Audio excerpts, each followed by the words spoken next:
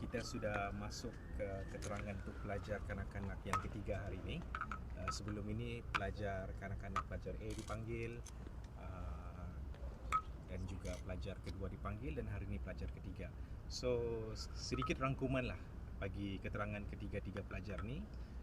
Daripada keterangan mereka bertiga ni, naratif dia bermula bagaimana Zara ni dipanggil ke dalam dom adalah kerana satu insiden kecurian lah. Okey, kecurian itu diadu oleh pelajar lain, pelajar form 1. Okey, so insiden tersebut diadu kepada ketua dom, yang mana ketua dom adalah dalam kalangan pelajar-pelajar yang dituduh dalam prosiding berbeza, bukan prosiding inquest.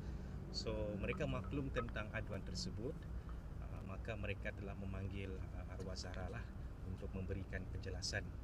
So dalam sesi perjumpaan tersebut, bukan semua, tapi ada satu dalam kalangan ketua dom tu telah mengeluarkan kata-kata yang kurang sopan lah terhadap arwah.